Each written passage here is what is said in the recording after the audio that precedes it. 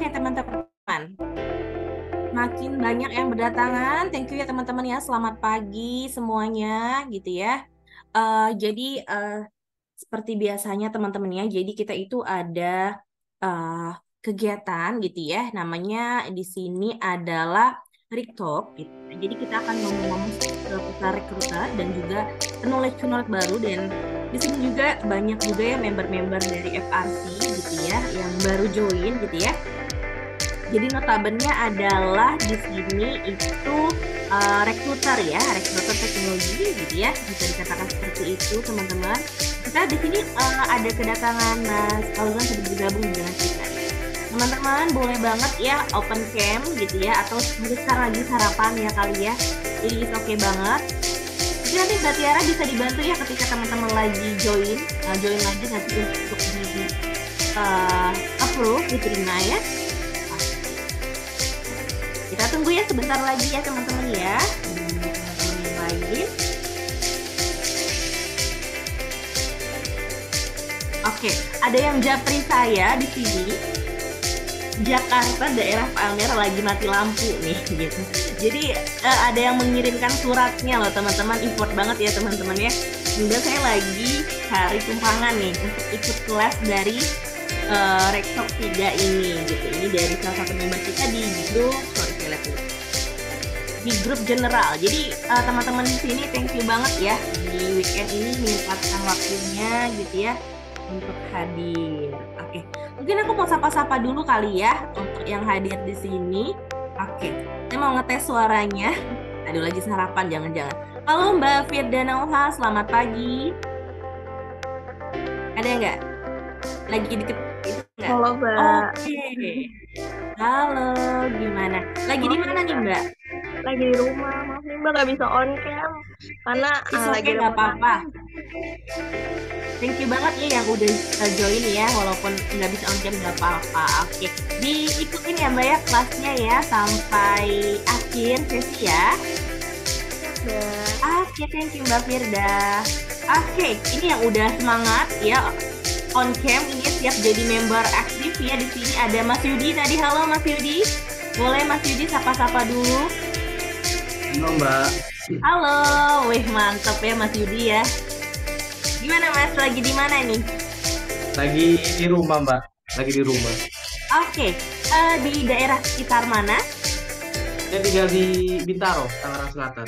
Oke, di Bintaro ya. Halo, Iya. sapa-sapa Bintaro. Tadi Mbak Firda ada di sekitar Mas, saya belum tanya ya teman-teman ya. Jadi merata ya. Oke, Mas Yudi semangat ya ikutin kelasnya. Oke, Mas Aji masuk juga nih, mantap. Gitu ya, dapetin ilmunya ya teman-teman. Nanti ditanya aja Mas. Ini sama bisa dikatakan ahlinya nih. Karena dari backgroundnya pemateri kita ini udah berpengalaman nih ya di produk manajemen gitu ya, bertahun-tahun ambil ilmunya diserap ya teman-teman ya. Oke, saya mau sapa-sapa lagi di sini ada Mbak Eva. Halo Mbak Eva. Halo. Oke, mantep banget ya. Oke, yang mau on cam pakai background kita boleh banget di sini teman-teman ya. Oke. Halo Mbak Eva. Mbak Eva di sekitar mana? Tinggalnya di Bandung. Oke, di Bandung. Halo Bandung. Mantep Halo. ya. Tadi di Bintaro, di Bandung gitu ya. Oke, diikutin ya Mbak ya. Oke. Eventnya sampai dengan selesai. Oke, ada Mas Andi dari Surabaya. Halo Mas Andi. Oke, ada Mas Andi nggak tuh? Kayaknya lagi sarapan ya. Oke deh kalau gitu ada Mas Arianto. Halo Mas. Aduh, lagi di perjalanan nih Mas Arianto nih. Semangat betul ya. Nggak pernah absen ini kalau event kita ya ini ya. Mantap ya Mas. Oke, lagi di mute Mas suaranya. Oke, lagi di mute ya suara Mas Arianto ya. Halo, selamat bergabung teman-teman. Oke, mantap sekali. Mbak Tiara mungkin bisa dibantu ya share untuk absensinya. Seperti biasa teman-teman, absensinya itu perasaan nanti sama dengan peserta kita. Ada hadiahnya, ada ya. Jadi saya kasih tunjukkan hadiah-hadiah nih buat teman-teman ya. Biasanya dapat surveinya tuh satu, dua. Nanti mau tambah ya kan, grupnya juga ada dua. sambil ya beransur ya teman-teman yang lain masuk nih pada gapit gitu ya. Nah, saya menyusul. Oke, saya mau memperkenalkan narasumber kita ya. Boleh kita mulai ya teman-teman ya. Biar teman-teman di sini weekend, tapi teman-teman thank you banget ya udah datang. Oke, selamat datang di MSBU series ketiga. Jadi ini yang ketiga kali sebenarnya ya, Mas Fauzan. Jadi acara ini tuh sebenarnya kita inisiasi baru banget ya di Juli kalau nggak salah teman-teman ya. Jadi Mas Fauzan ini adalah salah satu narasumber kita di Rekto. Jadi biasanya kan kita ngomongnya seputar tentang rekruter. Nah, ini kita beda lagi nih teman-teman. Kita akan ngomongin seputar rekruter, tapi teman-teman bakal ilmunya ya. Ilmunya gimana sih ya teman-teman ya kalau misalnya dari sisi produk manajemen. Biasanya kan kita ada ya teman-teman ya dapat selintiran-selintiran job list gitu. Aduh, Mbak, saya nggak tahu nih, saya baru banget jadi tech recruiter gitu ya. Gimana sih caranya merekrut produk manajemen, lihat requirement-nya seperti apa, dibutuhinnya apa, dan proof user. Itu kan ya teman-teman ya, biar teman-teman placement ya, dapat reward-nya ya dari MSBU ya, of course. Jadi kita hadirkan nih di sini pematerinya. Nah, pemateri kita kali ini adalah seorang product manager ya teman-teman ya, di salah satu company gitu, Think Policy Indonesia, dan background-nya juga macam-macam nih. Oke, tanpa berlama-lama saya mau sapa-sapa dulu nih. Halo Mas Fauzan, selamat pagi. Halo Mbak Septi, selamat pagi. Oke, semangat ya Mas Fauzan ya, apa kabar ya? Baik-baik kabarnya. Gimana Mbak Septi sendiri? Iya, alhamdulillah baik. Semangat tentunya ya Mas Fauzan ya, pagi ini ya. Lama tak jumpa gitu dengan Mas Fauzan di sini. Saya cukup mengenal background beliau, teman-temannya. Jadi please diperhatikan, ilmunya pasti daging sih dengan Mas Fauzan ya. Nah, untuk Mas Fauzan sendiri saat ini domisilinya di mana gitu? Mungkin teman-teman di sini pada mau tahu, dan saya yakin nanti mereka akan mengunjungi profil Mas Fauzan sih gitu ya. Saya domisilinya sekarang di Depok, teman-teman. Kayak gitu. Oke. Jadi mungkin ya sekitar Depok, oke. Mas Yudi udah ngangguk tuh, oke nih gitu ya. Mungkin bisa ketemu di luar gitu ya. Jadi teman-teman, selama 1 jam ke depan kita akan mendengarkan materi dan berbincang bersama Mas Fauzan gitu ya. Nanti mungkin saya akan kalau Mas Fauzan mau lanjut gitu materinya bisa bisa bilang aja, nanti kita akan operasikan gitu ya. Dan materi kita akan membahas tentang melihat 360 derajat. Wow, biasanya kalau 180 derajat masih dibalikin. Kalau 360 derajat berarti artinya udah berputar ya. Udah berputar banget tuh. Gitu ya. How to recruit talent in product management. Jadi gimana sih teman-teman itu merekrut talent-talent nih ya di produk manajemen gitu ya. Nggak hanya teman-teman bisa aplikasikan di FRC MSBU aja, tapi mungkin di pekerjaan teman-teman ya gitu ya, pekerjaan teman-teman yang ada di company teman-teman. Oke. Nah, sebelumnya saya akan membacakan do and done selama acara berlangsung. Oke, teman-teman ini sepertinya general banget gitu ya. Jadi hopefully teman-teman diharapkan untuk on cam selama acara berlangsung. Karena grupnya ada 2, saya akan kasih 2 untuk peserta yang paling aktif nih, Mas Fauzan ya, gitu ya, yang on cam, yang dalam arti serius banget, terus dia memperhatikan, banyak nanya lah segala macam itu ya. Jadi banyak juga nanti hadiah-hadiah dan kuisnya gitu selama acara berlangsung. Nah, di sini wajib mengisi daftar kehadiran teman-teman ya. Itu sudah di-share dari Mbak Tiara, tim community kita boleh diisi. Nanti lupa, di akhir acara juga boleh. Tapi seperti biasanya ada kategori paling cepat dan paling bagus nih masukannya untuk acara kita ke depan. Karena ada 2 channel, maka kita akan bagi jadi 2 ya. 2 channel hadiah dari channel general dan aktif gitu ya. Nah, nanti ada sesi question and answer, teman-teman seperti biasanya gitu ya. Ketika udah nanya gitu ya, udah dapat kesempatan, of course ya teman-teman seneng nih biasanya Mas, karena dapat hadiah gitu ya, dapat reward gitu lumayan buat nongki-nongki dari MSBU. Teman-teman please nanti tuliskan nama teman-teman, asal teman-teman tuh dari mana gitu, company-nya gitu ya, dan nomor handphonenya. Nomor handphone ini biasanya untuk saya disburse reward-nya gitu ya. Nah, sebelum bertanya teman-teman wajib untuk raise hand. Resen dulu ya teman-teman HR di sini ya.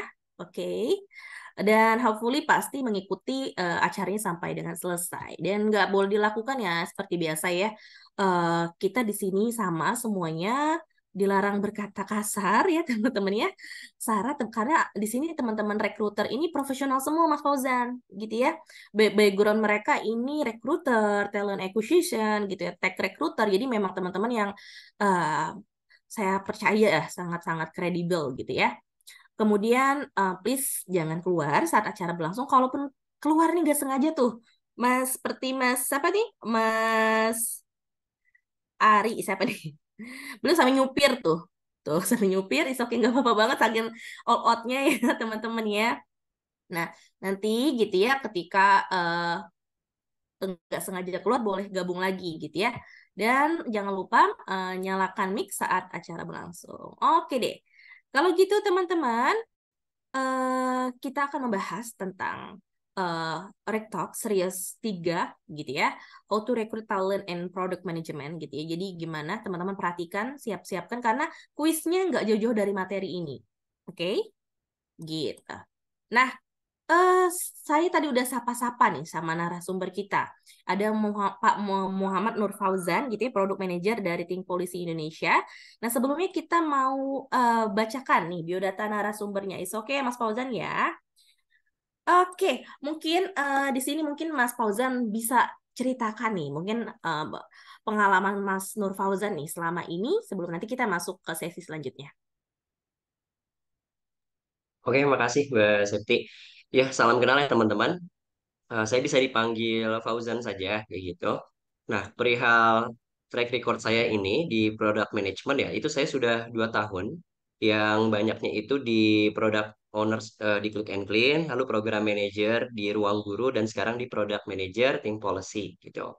Menariknya, ketika saya di Ruang Guru gitu ya, role-nya sebagai program manager. Tapi pada day-to-day activity-nya itu banyak berkutat sebagai product manager juga karena responsible untuk develop produk dan itu harus dikasih ke user gitu ya. Nanti saya akan ceritakan juga sebenarnya seorang project manager maupun program manager itu juga sangat berkaitan dengan product manager kayak gitu ya. Role-role-nya kayak gitu. Nanti akan saya jelaskan pada sesi pemaparan materi. Seperti itu Mbak Septi. Oke, jadi Mas Fauzan ini udah banyak banget ya teman-teman pengalamannya diawali jadi project leader ya di salah satu company, kemudian pernah juga di pemimpin.id gitu ya, kemudian di uh, Clean Clean dan di Ruang Guru sampai sekarang di Think Policy Indonesia. Nah, Mas Fauzan berarti sekarang kita udah mau mulai materi, jadi saya balikin lagi ya gitu ya untuk pemaparan materinya bisa Mas Fauzan yang share screen, oke? Atau dari kami, bagaimana? Dari Dari Mas Fauzan? saya saja langsung. Oke, kalau gitu saya hentikan berbagi sementara ya teman-teman. Saya kembalikan kepada Mas Fauzan. Oke, makasih banyak. Ini saya minta akses untuk share screen-nya ya. Oke, Mas Fauzan di sini sudah kami jadikan sebagai co-host juga nih, gitu ya. Oke, silakan Mas Fauzan, apakah sudah bisa? Oke, sudah bisa. Oke.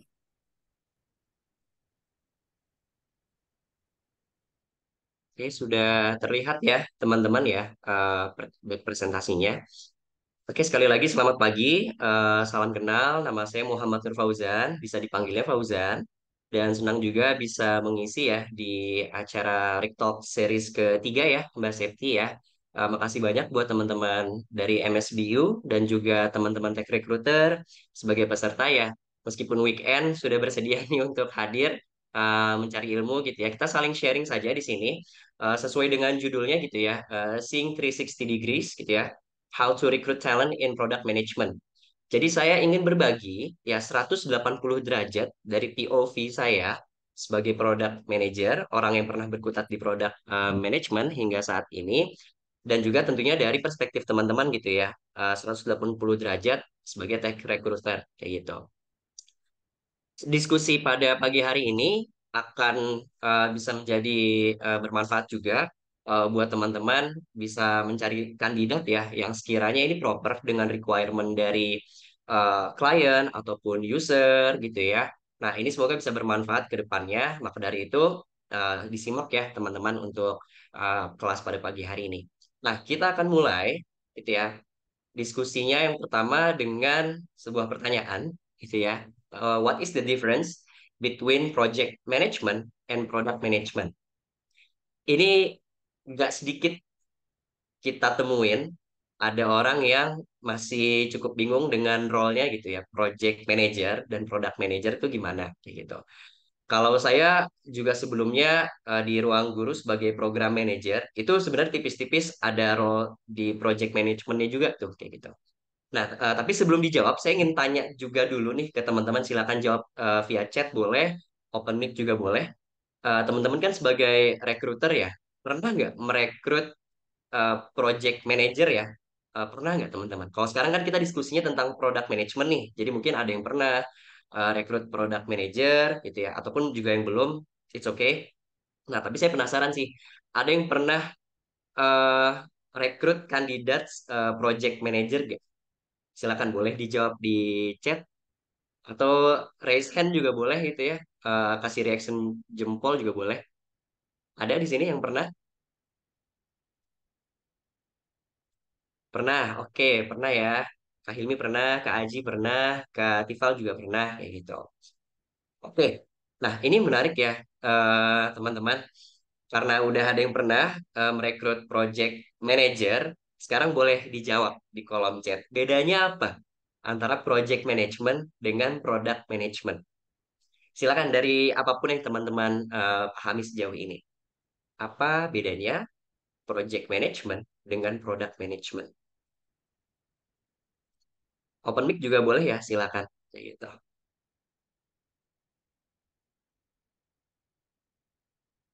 Oke, ada yang mau open mic? Apa sih bedanya di antara kedua ini?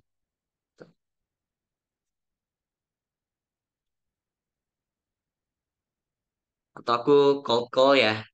Aku coba panggil acak, dijawab aja gitu ya dari sepemahamannya gitu. Oh ini udah ada yang jawab juga via chat. Aku baca dulu ya dari chat ya. Dari Kak Yosefin. Product manager bertanggung jawab terhadap kualitas dan performa produk. Sedangkan project manager bertanggung jawab pada pelaksanaan suatu proyek. Contohnya yang berkaitan dengan timeline berarti ya Kak ya.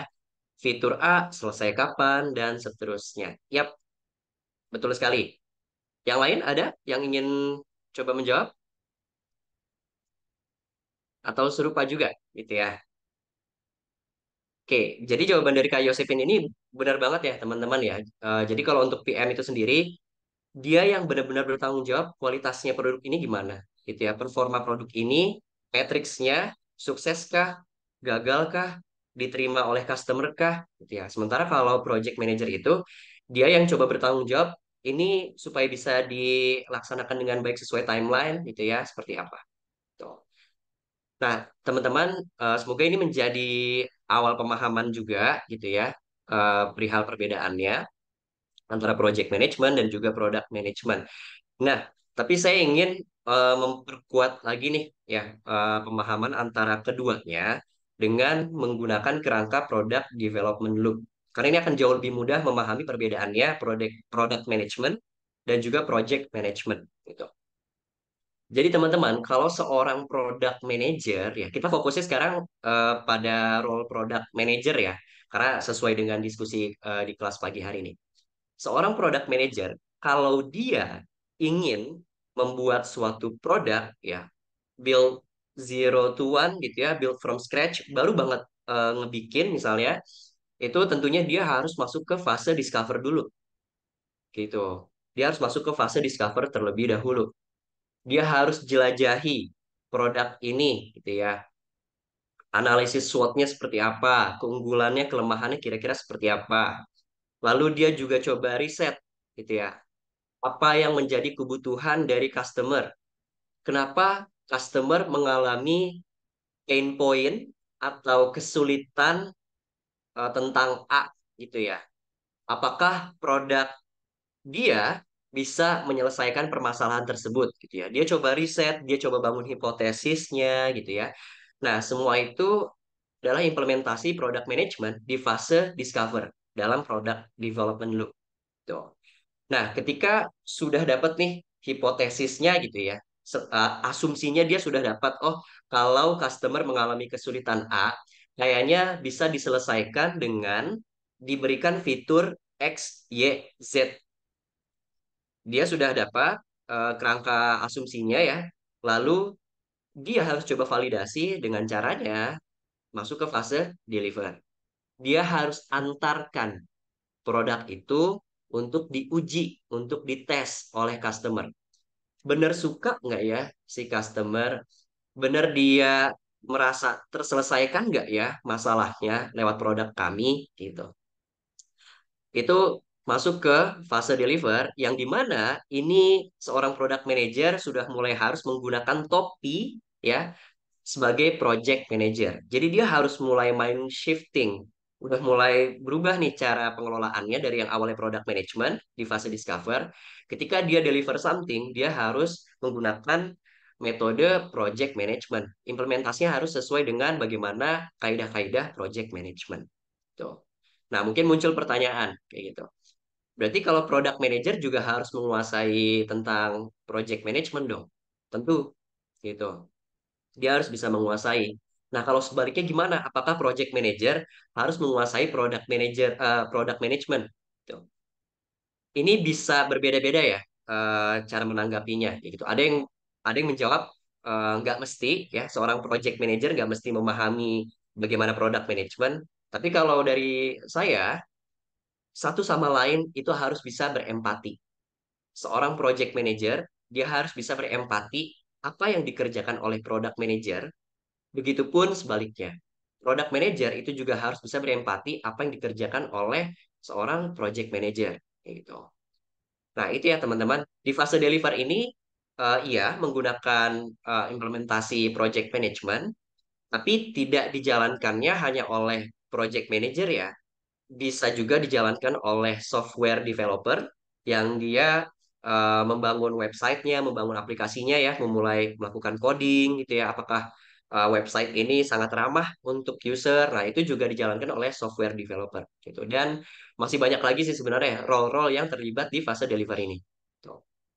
Nah, ini eh, perbedaan yang cukup mencolok ya antara product management dengan project management menggunakan kerangka product development loop. Ini jauh lebih mudah membedakannya dengan kerangka ini. Nah, akan menjadi lebih mudah lagi ya kalau kita melihat product management itu biasanya pertanyaan-pertanyaan yang muncul ya product question-nya itu sebagai contoh seperti ini. Why do we need this feature? Kenapa sih kita butuh fitur ini? Memangnya apa sih yang mau diselesaikan permasalahannya? Fitur ini memangnya bisa menyelesaikan permasalahannya si customer. Nah, pertanyaan-pertanyaan yang tipe seperti itu masuknya ke ranah produk. Lalu yang kedua, what value will the product gives to our customer by the end of this year? Apa sih nilai yang akan diberikan oleh produk kita ini ke customer, gitu ya? Apakah nilai ini benar-benar berharga, gitu ya? Bisa membawa sesuatu yang bagus untuk customer. Ini mungkin saya kasih contoh gitu ya, itu biar lebih gampang juga. Misalnya Le Minerale gitu ya. Mereka eh, punya brandnya itu ya, brand jargonnya ada manis-manisnya kayak gitu. Nah, apakah ada manis-manisnya dalam sebuah air mineral adalah nilai yang ingin dia berikan kepada customer? Ya bisa jadi gitu. Nah, jadi pertanyaan-pertanyaan seputar eh, why, what itu masuknya ke product question. Umumnya seperti itu. Lalu kalau pertanyaan seputar project question gitu ya. Contohnya bisa seperti ini. How can feedback be implemented in product delivery? Kalau stakeholders, klien, ataupun user itu memberikan feedback ya ketika sedang dites nih produknya, gimana ya kita implementasikan feedback itu ketika produk ini sedang kita antarkan gitu, ketika produk ini sedang kita bangun. Tuh. Apakah akhirnya disesuaikan eh, warnanya dari brand ini dari yang awalnya terang menjadi gelap dan seterusnya. Tuh. Dan contoh yang kedua pertanyaannya, how will the product delivery be monitored and evaluated? produk ini dikatakan sukses kalau apa sih syarat-syaratnya dan bagaimana cara kita memonitor supaya ini sesuai dengan timeline, ya, masih on the track, dan kita bisa tahu ini produknya sudah menyentuh target KPI. Gitu. Nah, pertanyaan-pertanyaan seputar hal tersebut ya itu masuknya ke project question. Gitu. Nah, dengan perbedaan antara product management dan juga project management beserta pertanyaan-pertanyaannya gitu ya. Semoga ini bisa menambah hazanah teman-teman ketika melakukan recruiting ya, mencari kandidat untuk di role product manager gitu ya maupun product owner. Teman-teman bisa uh, explore lebih jauh nih itu. Boleh dong ceritakan pengalaman kamu ketika melakukan fase discover gitu ya, melakukan fase deliver itu seperti apa sih? Gitu. Nah, nanti jawaban-jawabannya kan kita bisa telaah ya. Apakah sesuai dengan requirement yang dibutuhkan oleh klien ataupun oleh user seperti itu. Nah, berikutnya saya ingin semakin memperkuat lagi pemahaman teman-teman ya. Izin saya bagikan eh, apa sih lagi-lagi ya perbedaannya product management dan project management. Tadi sudah saya highlight ya dengan perbedaannya itu sangat mencolok di fasenya. Kalau dalam product development loop, fase deliver dan juga fase discover gitu.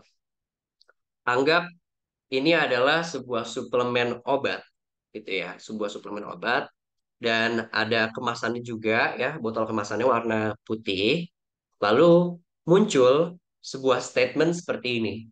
Based on research, vitamin E, anggap ini obatnya adalah suplemen vitamin E ya, can nourish the skin.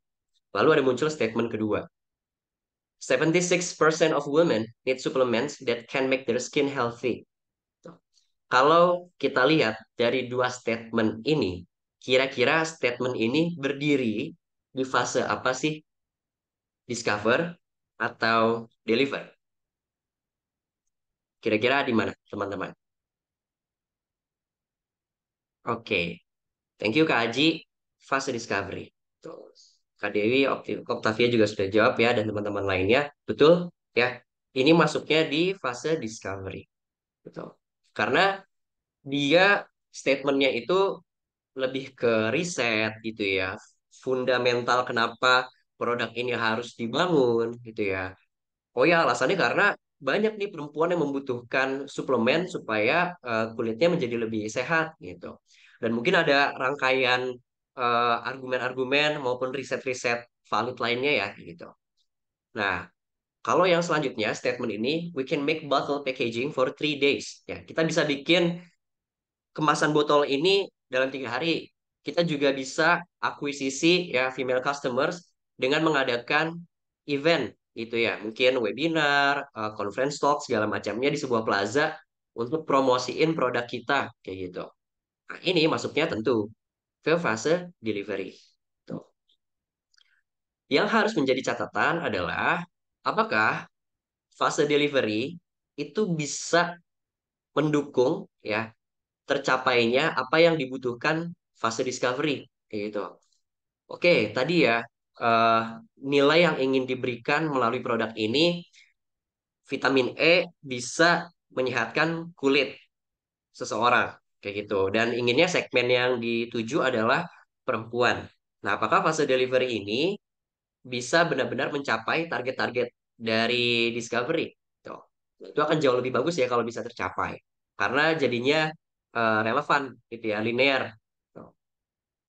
Nah, contoh berikutnya, ya kalau tadi produk non-digital ya teman-teman. Kalau sekarang kita masuknya ke produk digital yang mungkin teman-teman juga sangat umumnya di ranah ini ya. Anggap ini adalah sebuah aplikasi e-groceries, gitu ya. Dan aplikasi ini punya salah satu fitur yaitu shopping reminder.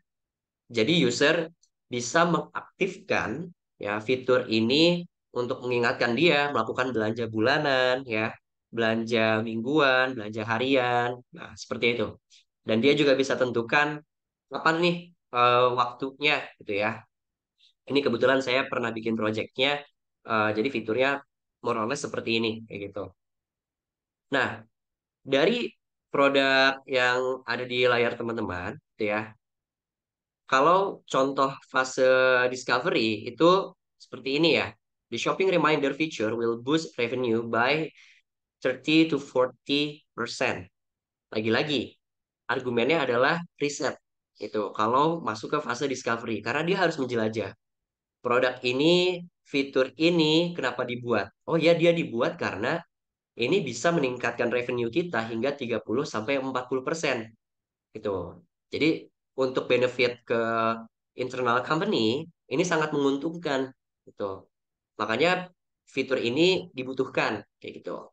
Jadi fase discovery itu tidak hanya discovery the needs of customers ya teman-teman, tapi juga the needs of company kita itu sendiri kayak gitu.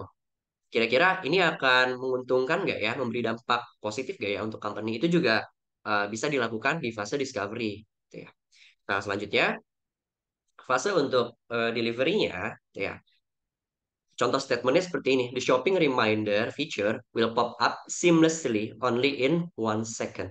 Gitu. Jadi, oke, shopping reminder ini ya fiturnya bisa meningkatkan revenue hingga 30 sampai 40%. Iya, itu satu hal. Tapi apakah ketika user coba ingin mengaktifkan fitur ini, mudahkah ya? Tidak merugikankah secara user experience-nya gitu ya? Jadi intinya nggak memberatkan untuk user kayak gitu.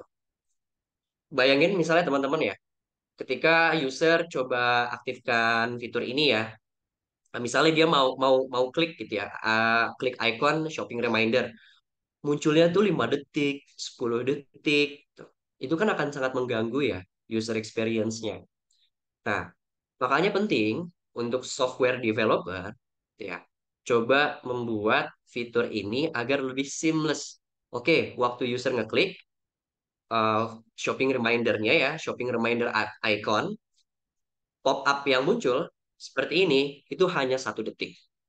Tuh. Jadi dia tidak menunggu terlalu lama dan ini tidak merusak user experience-nya. Tuh. Nah, jadi ini akhirnya dengan shopping reminder fiturnya sangat seamless, hanya 1 detik, bisa menunjang apa yang ditargetkan di Discovery. Gitu. Oke, nah berikut teman-teman, tadi sudah saya jelaskan ya tentang produk manajemen dengan fase-fasenya gitu ya. Nah, sekarang fokus areanya seorang produk manager itu di ranah apa sih? Tadi saya sudah sempat sampaikan ya, fokus area dari seorang product manager itu banyak di ranah why. Tuh. Why? Kenapa produk ini dibuat? Kalau produk ini nggak ada, apakah akhirnya merugikan? Gitu ya. Apakah akhirnya seseorang merasa, uh, aduh nggak ada lagi nih, tolong dong dibuat. Jadi sangat-sangat bergantung misalnya gitu ya. Alasan hadirnya produk ini itu harus dijawab dengan baik oleh product manager karena dia yang menentukan visi dan strateginya gitu ya. Maka dari itu product manager harus kuat di fokus area why gitu. Dan juga dia ikut terlibat di fokus area what. Oke, customer mengalami kesulitan A gitu. Dengan analisis dia, dengan risetnya dia gitu ya, si product manager ini menemukan bahwa oh fitur XYZ dari tinjauan riset-riset sebelumnya ini eh, berjalan dengan baik gitu ya, it works kayak gitu. Oke, kita coba adakan fitur A, B, C. Nah, fokus area what? Itu pertanyaannya more or less apa fitur yang harus diberikan ya, apa solusi yang harus diberikan pada customer ya, tadi ya X Y Z fiturnya yang harus diberikan, solusinya X Y Z yang harus diberikan seperti itu. Tetapi fokus area what itu tidak hanya dikuasai oleh product manager sendiri, tapi ini adalah ranah yang sangat kolaboratif. Product owner ya sebagai role product management yang levelnya lebih junior dari product manager, dia yang umumnya should articulate the vision of top management ya menjadi actionable task. Ini tugasnya product owner nih, itu. Dia sangat-sangat dibutuhkan juga tentunya untuk bisa fokus di area what gitu. Dan juga software developer. Tuh. Oke, tadi misalnya product manager dan product owner dalam tinjauan riset mereka, fitur XYZ ini sangat bermanfaat untuk customer gitu.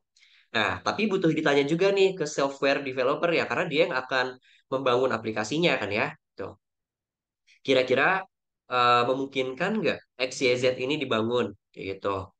Nah, menurut software developer, oh itu sepertinya untuk fitur yang Z agak rumit tuh, dan itu membutuhkan waktu yang sangat lama. Let's say 10 bulan gitu ya. Padahal estimasi produk ini harus bisa di launch ya, itu 5 bulan gitu. Wah, ini udah lebih kan ya berarti ya. Nah, secara bisnis ini mungkin agak mengkhawatirkan nih, karena udah overtime juga gitu ya dari yang scope of time-nya itu diberikan gitu. Oke, ya udah kita fokus di XY ya prioritasnya. Oke, baik. Tuh, nah, disepakati lah. Nah, kalau di ranah how, product manager itu nggak banyak terlibat gitu. Karena itu udah membutuhkan seni delegasi. Gitu. Fokus area how, seorang product manager itu sudah mulai dia implementasikan seni mendelegasi, seni memberikan trust, gitu ya. Dia trust kepada software developer untuk menjalankan gitu ya, membuat produknya. Karena bicara soal how tuh bicara soal teknisnya gitu ya, caranya. How, how we develop the apps gitu ya. Oke, tadi why-nya udah dapat, what-nya udah dapat. Sekarang how gitu ya, how we develop the apps gitu ya. Nah, itu software developer yang banyak menjalankannya, product owner, dia yang coba untuk memonitor dan mengevaluasi gitu ya, mencari user untuk dilakukan beta testing misalnya, dan seterusnya.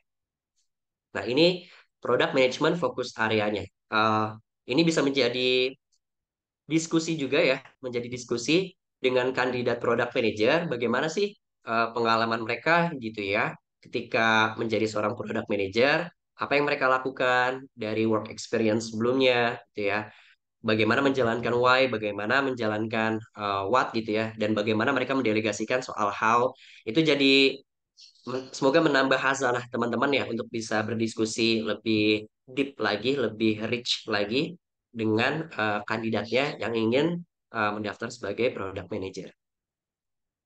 Nah, berikutnya ini semoga bisa membantu juga untuk teman-teman memetakan gitu ya tipe-tipe product manager. Yang saya temukan itu ada 4 gitu ya. Referensi berbeda itu juga ada banyak ya sebenarnya. Nah, ini saya ambil salah satu referensinya. Jadi yang pertama itu di Impact PM. Dia ini sangat mengandalkan sisi empatinya. EQ-nya bagus lah kalau bisa dibilang gitu ya. Dia bisa mengerti kalau user sedang marah gitu ya. Dia bisa menghadapinya. Dia bisa diagnosis permasalahannya gitu ya. Dia juga sangat antusias ketika berbicara di sebuah conference gitu ya, berbicara ke para media misalnya seperti itu. Dia sangat antusias dan bisa memberikan energinya sebagus mungkin gitu. Ini adalah the impact PM. Tuh. Nah, selanjutnya ini yang cukup sering ya kita dengar, data driven PM. Mereka benar-benar rely on data gitu ya untuk mengambil sebuah keputusan. Anggap saja stakeholders mereka gitu ya, para C-level itu ingin ada fitur B gitu ya. Ada fitur B di produknya nih. Seorang data driven PM umumnya itu nggak langsung di ACC ya, quote and quote nggak langsung di ACC. Tapi coba dilihat dulu itu trennya di market seperti apa, dari jumlah customer yang datang mengakses produk mereka, kira-kira kalau di forecasting ke depan, cocok nggak ya ditambahkan dengan fitur B gitu ya, memungkinkan nggak ya, kayak gitu. Jadi dia sangat-sangat rely on data dan mereka sangat suka gitu ya dengan matrix dan merasa itu adalah sesuatu yang meaningful kayak gitu. Ini bisa jadi actionable insights ke depannya. Nah, berikutnya the builder PM. Mereka bisa membangun produk yang solid dan bisa menentukan mana yang lagi prioritas nih. Tuh. Dia bisa tentukan, oh ini harus ada duluan, kayak gitu. ini nanti dulu deh, ini kita masukin dulu ke backlog kayak gitu. Tipe PM seperti ini sangat bagus untuk building produk gitu ya from scratch gitu dari awal banget gitu. Karena dia tipenya builder. Dia benar-benar coba bisa memahami hal teknis yang ada di bawah dan oh ini penting untuk dilakukan, oh ini nanti dulu. Ini bisa di kuartal berikutnya. Lalu ada visionary PM. Ini dia adalah seorang PM yang bisa mempunyai imajinasi yang sangat kuat ya tentang masa depan, bagaimana market itu akan bertumbuh ke depannya dan bagaimana company bisa menyesuaikan, bagaimana produk bisa menyesuaikan gitu. Kita nggak ada yang pernah tahu nih kalau terjadi virus COVID-19 ya pada beberapa tahun sebelumnya gitu kan. Itu menjadi sebuah kerugian. Tapi seorang visionary PM melihat itu menjadi sesuatu yang bisa sangat menguntungkan kayak gitu. Oh ya, dengan situasi seperti ini, ya udah kita mulai bikin ada webinar-webinar secara online gitu ya, lewat Zoom, lewat Google Meet dan segala macamnya. Nah, ini kurang lebih adalah tipe-tipe visionary PM ya, gitu. Nah, sebagai catatan juga teman-teman, dari 4 tipe PM ini, seorang product manager itu tidak berdiri hanya di satu tipe ya, gitu. Bisa saja dia beririsan dengan tipe-tipe yang lainnya dan itu sangat-sangat umum terjadi kok gitu. Nah, ini saya bagikan ke teman-teman untuk tipe PM gitu ya seperti apa saja lagi-lagi agar bisa menjadi diskusi yang lebih deep ya dengan para kandidat dan bisa disesuaikan dengan requirement yang dibutuhkan oleh klien seperti apa, oleh user seperti apa. Apakah PM-nya mereka butuh yang tipe data driven gitu ya atau yang the builder. Nah, itu biar bisa menjadi referensi tambahan gitu. Nah, kita ke slide berikutnya. Best tools for PM. Gitu. Tentu PM membutuhkan tools ya untuk memudahkan pekerjaannya. Yang pertama, sudah tentu dia harus menguasai project management tools. Bisa berupa Jira, Notion, maupun Trello gitu ya. Ini yang umumnya banyak orang-orang pakai ya kayak gitu. Dan saya juga pakai ini. Sebenarnya masih ada banyak lagi ya, masih ada banyak lagi. Bahkan ada yang menggunakan Google Spreadsheet untuk project management tools-nya itu juga silakan gitu ya. Masalah how ya itu banyak cara. Yang penting objektif why-nya tercapai gitu. Cuma yang cukup umum dari 3 ini ya biasanya. Lalu seorang PM karena dia penting untuk berempati dengan user ya. Bagaimana user experience-nya ketika menggunakan produk. Itu dia harus bisa memahami produk design. Tuh. Dari beranda berpindah ke halaman berikutnya itu harus seamless gitu ya. Jangan sampai dari halaman beranda lalu user klik icon profile tapi macet nih malah nggak berpindah ke halaman profile gitu ya. Nah, maka dari itu penting untuk seorang PM bisa memahami design and wireframing tools. Bisa menggunakan Figma, Balsamic, dan yang terbaru ini cukup mudah sih kalau menurut saya ada namanya Visili. Lalu yang ketiga, analytics tools. Ini juga tentunya sangat-sangat dibutuhkan ya agar bisa measure what matters gitu ya dalam produknya. Bisa menggunakan Google Analytics, Amplitude, maupun Mixpanel. Ini yang umumnya dipakai. Tambahan, tambahan teman-teman. Would be great kalau PM itu bisa memiliki solid understanding ya perihal technical gitu ya. Technical proficiency dia oke. Itu yang pertama di SQL kayak gitu. SQL. Jadi dia coba nge-query database gitu ya, dia bisa memahaminya, itu sangat-sangat bagus karena biar nggak selalu bergantung ke tim data gitu ya, data engineer maupun data scientist gitu ya. Eh, kalau mau nyari data tentang misal ya, berapa banyak eh, jumlah customer ya dengan gender perempuan yang melakukan transaksi lebih dari 5 kali, ini ada berapa banyak ya? Saya butuh datanya nih. Tuh, seorang PM misalnya dia butuh datanya dan dia harus menanyakan dulu ke tim ini ya uh, data gitu. Takutnya tuh prosesnya terlalu panjang, terlalu lama gitu ya. Sementara analisis harus segera dilakukan, decision harus segera diambil gitu ya. Maka dari itu sebenarnya akan lebih bagus jika seorang PM bisa menguasai SQL dan dia bisa mengakses juga database perusahaan kayak gitu. Itu yang pertama. Lalu yang kedua APIs, dia mengerti bagaimana cara kerja APIs gitu ya. Misalnya dia bekerja di company travel A gitu ya. Company travel A ini umumnya menyediakan eh, layanan-layanan gitu ya di Jepang, Korea gitu, di ranah Asia misal seperti itu. Nah, sementara company travel B itu di Eropa kayak gitu. Nah, ini sangat umum kok teman-teman dan saya pernah ngobrol juga dengan teman saya gitu ya. Akhirnya antar company ini saling tukar data kayak gitu. Nah, ini saling tukar datanya itu bisa melalui API gitu ya, synchronous API-nya. Nah, ini yang cukup menarik. Seorang PM bisa memahami itu akan sangat bagus. Lalu berikutnya, PM bisa memahami client side dan server side. Ini akan sangat menguntungkan sekali juga untuk company, gitu ya. Dan menguasai, nggak mesti menguasai sih sebenarnya, maaf. Setidaknya memahami bagaimana cara kerja bahasa pemrograman, gitu. Oh, kalau menggunakan React JS ya, JavaScript dengan apa tipe yang React JS frameworknya, ini akan seperti apa cara kerjanya website. Oh, kalau menggunakan Vue.js akan seperti apa gitu. Nah, ini mungkin saya izin kasih contoh ya teman-teman ya, secara technicality-nya gitu ya. Dan ini bisa menjadi eh, apa lagi-lagi cara untuk teman-teman eksplorasi ya, kandidatnya dia memiliki pemahaman tersebut atau enggak, dan mungkin itu dibutuhkan juga oleh klien gitu ya.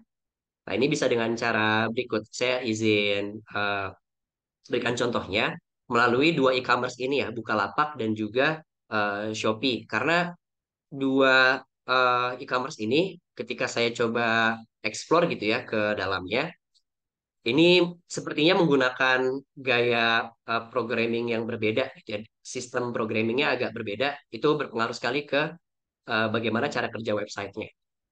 Saya izin mulai dari Bukalapak ya, coba.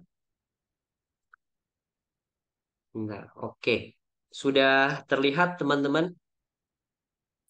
Sudah, Kak. Oke, sudah terlihat ya. Nah, ini saya nggak, ini ya teman-teman ya, nggak disclaimer, bukan promosi salah satu e-commerce, enggak. Ini sebagai bentuk analisisnya aja, kayak gitu. Nah, kalau Bukalapak ini, jadi misalnya kita dari satu halaman beranda ini ya, ingin pindah ke halaman yang lain. Saya misalnya klik ini ya, si paling tag. Nah, kalau teman-teman perhatikan, di bagian kiri atas ini ya, icon refresh itu tadi aktif. Gitu, dia aktif. Itu berarti memang tandanya website ini ya ketika user ingin pindah ke halaman yang berbeda, mereka sebagai client side ya ataupun user side itu sedang request nih, sedang request tampilan website ke server, ke Bukalapaknya kayak gitu. Dan itu tadi lumayan makan waktu ya kayak gitu. Lumayan agak makan waktu karena butuh loading dulu kayak gitu. Nah, ini misalnya sexing lagi. Nah, itu ya tadi aktif ya. Icon refreshnya menjadi X gitu. Nah, ini kalau Bukalapak. Nah, sekarang bagaimana kalau misalnya eh, Shopee ya, gitu. Memang apa sih berpengaruhnya gitu ya? Nah, kalau Shopee, oke ini di halaman beranda, gitu ya. Sekarang saya misalnya mau coba masuk ke ini ya, pulsa tagihan dan tiket. Teman-teman lagi-lagi coba perhatikan di icon ini, icon refreshnya pada pencarian Google, itu dia, nah, oh ini aktif. Oh, kita coba contoh yang lain ya.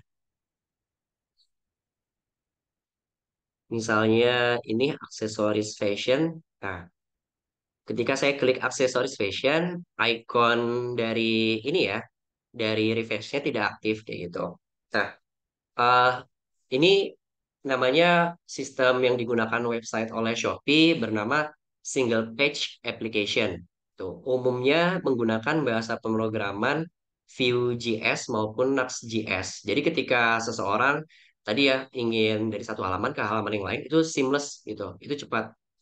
Nah, itu karena teman-teman, itu karena semuanya itu sudah disetting, nggak mesti masuk ke database kayak gitu, nggak mesti masuk ke dalam cloud dari Bukalapak itu sendiri. Jadi kalau user sudah masuk ke websitenya, dia mau jelajah-jelajah beberapa fitur yang tadi ya, itu langsung cepat kayak gitu. Ini sangat menguntungkan kalau internet speednya user tuh lemot gitu ya, misalnya lemah kayak gitu. Ini akan memudahkan sekali. Jadinya dia bisa pindah dari satu halaman ke halaman yang lain tuh nggak butuh waktu yang lama gitu. Lain hal kalau misalnya misal kayak yang tadi di Bukalapak ya, gitu. Dia dari satu halaman ke halaman yang lain harus apa renderingnya itu aktif gitu ya, nggak langsung cepet kayak gitu. Ini berpengaruh banget soalnya ke bisnis. Itu bayangkan kalau setiap user ingin pindah dari satu halaman ke halaman yang lain, harus rendering dulu, loading dulu 3 detik gitu ya. Diakumulasikan 3 detik, lalu setiap perpindahan dari satu fitur ke fitur yang lain, halaman satu ke halaman yang lain, itu bisa berapa banyak gitu ya. Nah, ini berpotensi membuat user mau jadi keluar dari website kayak gitu, nggak jadi melakukan transaksi. Nah, ini yang bahaya. Ini penting, makanya seorang PM bisa memahami uh, technicalities seperti ini ya, agar tetap bisa menguntungkan bisnis gitu. Tergantung objektif dari bisnisnya itu sendiri apa.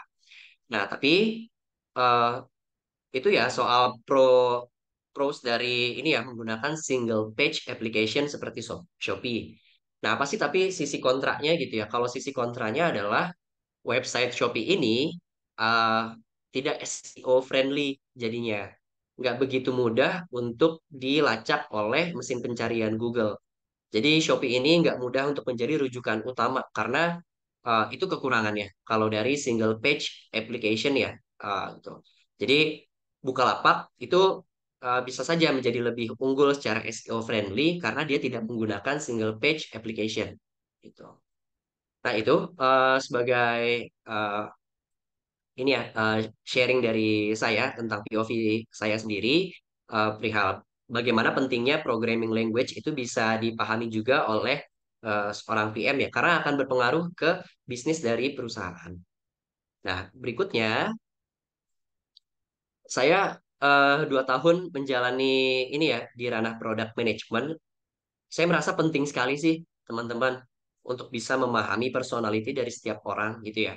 Mungkin teman-teman pernah ada yang lihat ini this personality gitu ya. This personality ini kita bisa telaah jadinya ya, kita bisa petakan.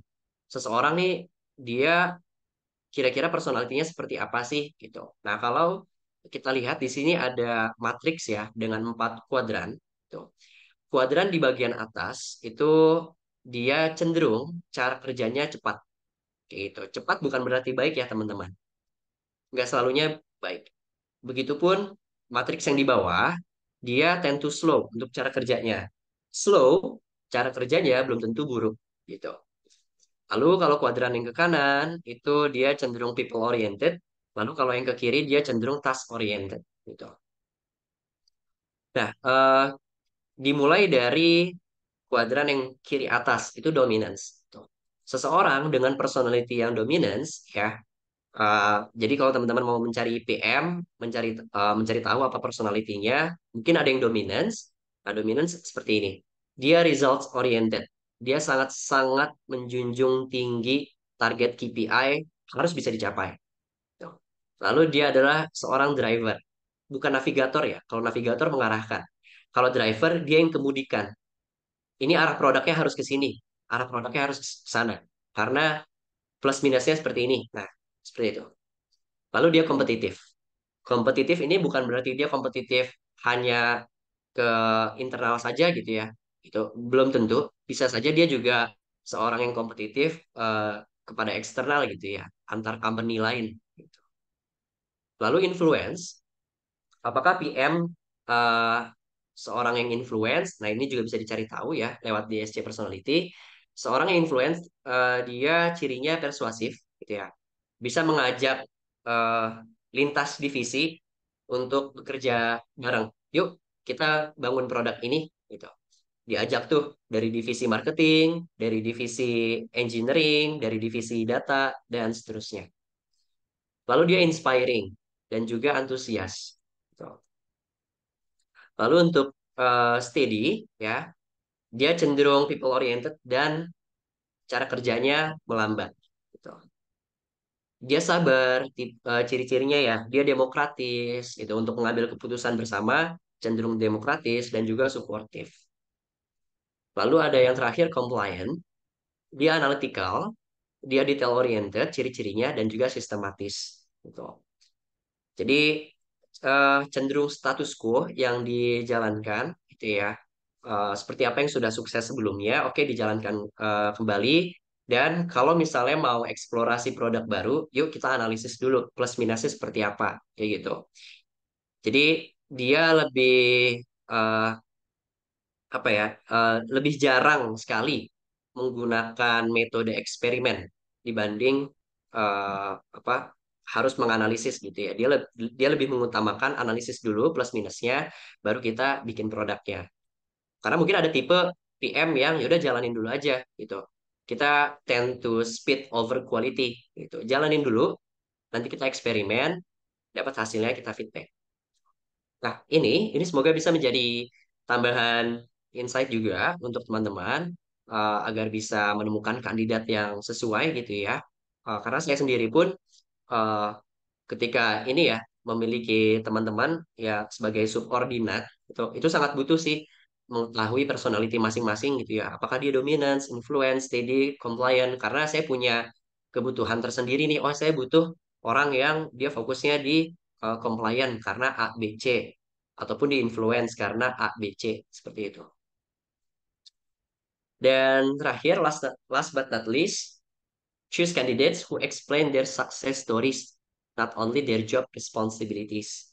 Semua orang bisa ya teman-teman menjelaskan job responsibilities-nya itu seperti apa yang mereka lakukan, tuh, tapi akan sangat bagus ya kandidat yang mereka bisa jelaskan nih apa sih success story mereka itu ketika membuat produk, menjalankan project, mengerjakan sesuatu, apa success stories-nya. Kalau mereka bisa melakukan itu, mereka adalah stand out candidate gitu. Dan ini bisa menjadi teman-teman filter juga ya, kayak gitu. Teman-teman masukkan ke dalam shortlist. Gitu. Itu dari saya. Terima kasih. Semoga ini bisa menjadi uh, pembuka diskusi juga setelahnya dan menambah insight-nya. Semoga teman-teman ini semoga bermanfaat. Jadi kalau ada kebutuhan dari klien, requirement-nya seperti apa untuk mencari kandidat, semoga ini menjadi tambahan POV ya dari saya yang sebagai product manager. Saya kembalikan kepada Mbak Septi. Oke, terima kasih Mas Fauzan atas pemaparan materinya. Menarik sekali ya, ilmu daging banget. Jadi teman-teman gak perlu bingung lagi. Kalaupun bingung nanti izin, nanti saya akan record dan share ya Mas Fauzan penjelasannya ke teman-teman yang udah hadir. Jadi selain teman-teman mengetahui skill-skill apa aja sih yang dibutuhin dari teman-teman ketika nanti meng-hire produk manajemen gitu ya, baik produk owner juga ya Mas ya. Produk manager teman-teman udah tahu nih bedanya secara garis besarnya. Kemudian gimana sih menentukan kandidatnya nggak hanya mereka tuh tahu aja nih ya pengalamannya gitu ya. Tapi yang terpenting tuh teman-teman bisa lihat juga nih success story mereka yang pernah mereka create tuh apa ya Mas Fauzan ya. Kemudian teman-teman juga harus aware nih ketika mungkin nanti di CV kandidatnya nanti teman-teman bisa lihat apakah kandidat tersebut tuh paham nih ya minimal seperti tools-tools project management yang biasanya general ya digunakan ya Mas ya. Kalaupun ada tambahan itu sangat bagus gitu ya teman-teman. Dan at least di sini yang penting banget teman-teman perhatikan adalah how to karakteristik. Ini lebih ke user sebenarnya ya, tapi kalau misalnya teman-teman ke internal lebih ke masuknya eh, plotnya itu apakah kandidat ini sesuai nggak ya dengan culture ya di company itu mungkin ya Mas Fauzan ya. Selain culture, kemudian juga timnya seperti apa dan juga nanti teman-teman bisa nih melihat mungkin ketika ada kandidat yang sama gitu ya, qualify-nya sama, quality-nya sama, teman-teman bisa mencocokkan gitu ya. Gong terakhirnya itu memang kita lihat ke lebih kecocokan ke culture company gitu begitu ya Mas Fauzan ya. Tapi teman-teman tidak bisa mengabaikan juga nih gitu di sini ya. terkait toolsnya, requirement-nya apa gitu ya teman-teman. Oke, kalau tadi ada penjelasan dari Mas Fauzan, seperti biasanya nih ya, kita itu ada sesi tanya jawab gitu ya, ada sesi tanya jawab. Saya akan share screen lagi gitu ya, karena di sini Mas Fauzan, teman-teman ini udah nggak sabar gitu ya kalau ada sesi tanya jawab. Nah ini kelihatan ya teman-teman ya, semua ya. Kelihatan, Mbak. Oke, lumayan ya. Ini baru tanya jawabnya, belum yang aktifnya, gitu ya, belum nanti kuisnya. Oke, kita kasih ada 4 orang penanya, gitu ya. Di sesi ini yang bertanya dapat voucher sekitar 25.000 dari MSBU, gitu ya. Kalau dikumpul-kumpulin nanti teman-teman aktif lumayan, gitu ya teman-teman. Belum nanti teman-teman submissionnya, gitu.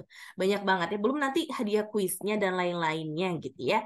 Oke, kalau gitu saya persilahkan kepada teman-teman, tapi jangan lupa ketika teman-teman udah ingin bertanya, raise hand terlebih dahulu. Ketika sudah saya kasih kesempatan teman-teman untuk bertanya, nanti teman-teman selesai teman-teman langsung tulis namanya ya, nama, asal teman-teman dari mana dan nomor handphonenya. Oke, sudah ada.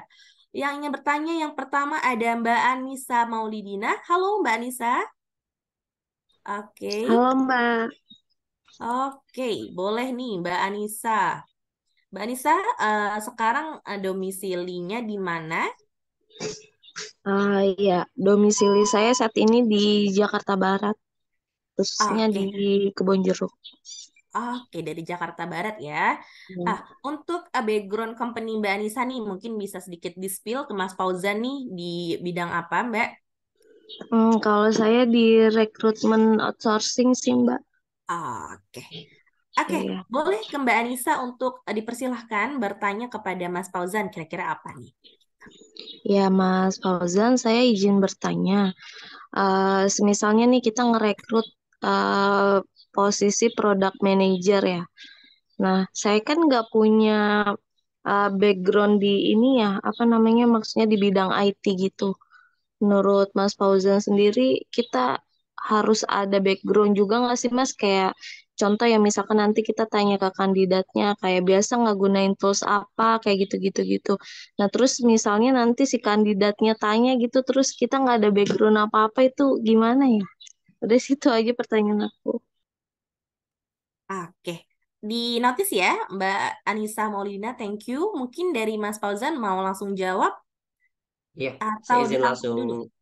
langsung jawab dulu aja ya cepet Ah, gitu nanti bisa ke yang lainnya juga. Oke, makasih Mbak Anissa ya untuk pertanyaannya. Harus gak sih seorang recruiter gitu ya menguasai juga gitu ya tentang tech kayak gitu. Kalau dari saya sendiri, yang kebetulan saya punya teman recruiter juga ya, itu. Jadi dia eh, kliennya itu dari perusahaan-perusahaan Jepang dan banyaknya itu memang di ranah tech ya, software developer, data scientist, data engineering, nah itu tuh sama. Jadi emang dia ngerekrutnya di ranah tech. Nah, saya tanya tuh ke dia, kita nih sejurusan. Saya tuh dulunya ilmu administrasi publik jurusannya teman-teman. Kita sejurusan. eh, terus dia bilang, sorry, saya tanya, butuh gak sih paham juga tentang ini tech kayak gitu? Lo akhirnya belajar tentang Python nggak? Lo belajar tentang JavaScript nggak kayak gitu? Belajar iya, tapi nggak sampai deep kok kayak gitu. Belajar iya, tapi nggak sampai deep. Hanya sekedar tahu plus minusnya apa, sebatas itu aja kayak gitu. Dan ya udah kayak benar-benar permukaannya banget aja itu nggak apa-apa kok kayak gitu. Itu nggak apa-apa. Nah, yang menarik justru akhirnya teman saya itu dia oke recruiter gitu ya. Dan saat itu dia sedang proses hiring nih. Proses hiring ini kandidatnya kalau menurut teman saya itu kayak kurang sopannya tuh pas ditanya, oke gimana ketika menguasai Python, boleh diceritain nggak project apa nih yang kamu jalanin dan menggunakan Python kayak gitu. Itu tuh dia ngejawabnya benar-benar singkat, sangat-sangat singkat ya, kurang elaboratif dan di akhir tuh dia bilang, udahlah Mas, nanti aja saya jelasin detailnya sama user. Wah, itu saya dengar cerita itu, wah ini kandidatnya kurang ajar banget ya nggak sopan. Jadi teman-teman kalau menurut saya sebenarnya memahami gitu ya sebatas memahami saja itu it's okay kayak gitu. Itu malah menjadi nilai plus kayak gitu. it's okay being vulnerable juga gitu ya. Oh ya maaf, saya ini belum terlalu paham banget tentang eh, ya kayak gitu ya. Itu nggak masalah. Itu kalau menurut saya nggak masalah. Yang penting teman-teman sebagai recruiter kuasai di bidangnya tentang memahami seorang kandidat gitu ya, secara personality segala macamnya. Itu akan menjadi jauh lebih disegani sih harusnya oleh kandidat gitu ya. Nah dari pelajaran cerita teman saya itu sih ya akhirnya ya udah pada akhirnya yang dilihat tuh uh, attitude dari si kandidat itu sendiri sebenarnya seperti apa based on professional judgment dari si recruiter gitu. Itu semoga terjawab ya Mbak Anissa. Jadi nggak harus menguasai bidang teknya, cukup yang dikuasai bidang dari bagaimana merekrut dengan baik gitu. Baik, makasih Mas Fauzan penjelasannya. Iya Oke, sama-sama. terjawab ya Mbak Anissa ya pertanyaannya ya. Oke, selanjutnya dari tadi saya lihat ada yang on cam nih. Saya akan menyapa Mbak Eva. Halo Mbak Eva. Halo, Oke, mungkin boleh Mbak Eva diperkenalkan gitu saat ini domisili di mana dan background company-nya apa dan langsung aja ingin tanyakan ke Mas Fauzan. oke. Aku Eva, domisili saat ini di Bandung. Kalau pekerjaan di retail company, sudah 5 tahun sebagai HR. Langsung ke pertanyaannya boleh ya? Seperti yang Boleh. tadi awal juga udah di ini Mas Fauzan ya, ada project manager yang segala macam. Memang itu posisi-posisi yang belum pernah ada di perusahaan aku saat ini. Perusahaan aku ya, tempat kerja saat ini. Kalau misalnya nanti suatu saat ada, menurut Mas Fauzan tuh secara tadi DISC-nya, baiknya tuh yang secara yang tingginya tuh apa sih dari DISC-nya? Terus yang dihindari yang rendahnya apa gitu yang untuk dihindari untuk posisi project manager segala macam. Oh, oke, baik-baik. Gitu. Project manager ya, Mbak Ya, Eva ya. Oh, oke, baik. Mbak Septi, saya izin langsung jawab ya untuk Mbak Eva. Oke, boleh. Oke. Nah, pertama, teman-teman, sekarang saya jawab, saya bagikan ini dulu ya. Website untuk melakukan DISC personality itu sebenarnya udah banyak banget dan itu gratis juga banyak kok. Ini salah satu yang favorit sih untuk saya kayak gitu. Jadi saya tuh kalau nggak ini ya minta tolong ke teman-teman eh, talent acquisition lagi butuh nih volunteer, lagi butuh intern kayak gitu. Oke, tapi titip ya suruh dia isi ini dulu. Saya tuh pengen tahu personalitinya gitu. Nah, kebetulan ini jadi semoga bisa menjawab juga dari pertanyaan Mbak Eva. Kalau project manager, kira-kira idealnya di bagian yang mana ya? Kuadrannya D, I, S, atau C kah? Gitu. Pas banget. Karena saya ada pengalaman di situ ya. Saya lagi butuh seorang project officer. Kayak gitu. Butuh seorang project officer. Nah, saya itu kecenderungannya butuhnya di bagian eh, C nih kalau saya gitu. Ini kalau project officer dulu ya, Mbak Eva ya. Kenapa saya butuhnya di C? Karena saya butuh dia itu lebih teliti gitu. Dia lebih teliti gitu ya, benar-benar detail oriented, tend to detail, nggak miss perintilan-perintilan kayak gitu ya. Karena eh, kita harus berbagi dengan role saya di ranah manajemennya yang lebih ke visi, strateginya bagaimana gitu ya. Nah, mereka yang mengartikulasikan ya eh, bagaimana visi itu diterjemahkan segala macamnya. Nah, saya butuhnya di C kayak gitu. Nah, kalau untuk project manajernya sendiri nih, project manager yang memang benar-benar role-nya itu manager ya. Karena kan ada ya project manager tapi dia levelnya itu sebenarnya staff. Ada tuh yang kayak gitu. Nah ini let's say yang benar-benar levelnya di ranah manager ya. Mungkin dia punya subordinat dan seterusnya. Kalau dari saya, ini professional judgment saya ya. Jadi bisa aja berpotensi bias, berbeda dengan pandangan teman-teman. It's okay kayak gitu.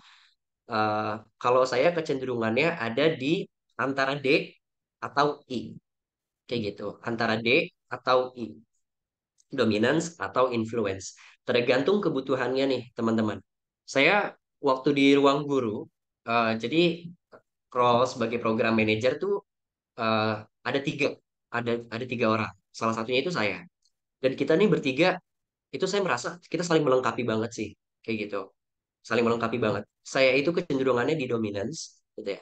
Saya itu kecenderungannya di dominance. Nah, teman saya itu cenderungnya di influence. Yang satunya lagi ini tuh dia, saya agak lupa ya, antara dominance juga atau influence kayak gitu. Tapi yang saya ingat nih, temen yang lebih dekat sama saya gitu ya, dia influence. Jadi kalau ngebuat OKR, KPI gitu ya, KPI yang ideal, OKR yang ideal, sesuai dengan visi company, itu biasanya diserahin ke saya. Kayak gitu, itu diserahin ke saya. Dan saya juga jauh lebih senang kalau punya KPI atau OKR gitu ya, ketika bekerja. Karena kita bisa klaim, kita ini sukses gak sih? Kita ini gagal gak sih? Kayak gitu. Dan saya ngerasa agak zolim ya, dalam tanda kutip, kalau kita kerja dan saya punya subordinat, tapi saya nggak serahin KPI ataupun OKR ke mereka kayak gitu. Jadi udah kerja aja, jalanin. Kan kasihan ya. Karena ketika seseorang bisa ngecapai KPI, itu jadi reward tersendiri loh, gitu. Reward itu nggak mesti insentif uang ya, teman-teman, kalau menurut saya. Reward itu ketika orang bisa mencapai KPI, dia sukses. Kayak gitu. Itu jauh lebih menyenangkan ya, karena saya selalu saya selalu dorong teman-teman saya, subordinat saya gitu ya, project officer. Ayo, kamu tuh harus capai KPI. Karena nanti dengan kamu capai KPI, itu bagus buat portofolio kamu, bagus buat CV kamu, resume kamu, kayak gitu. Nah, itu banyaknya di saya. Teman saya, orangnya jauh lebih humanis karena people oriented ya. Nah, dia yang bisa lebih menggalang teman-teman yang lain. Yuk, kita sama-sama nih sejalan. Kita jalanin programnya, produknya kita develop, yuk kita capai garis finish. Itu yang paling jago dia. Jadi saling berbagi peran kayak gitu. Memang paling ideal kalau menurut saya gitu sih ya, Mbak Eva ya. Dalam satu project gitu ya.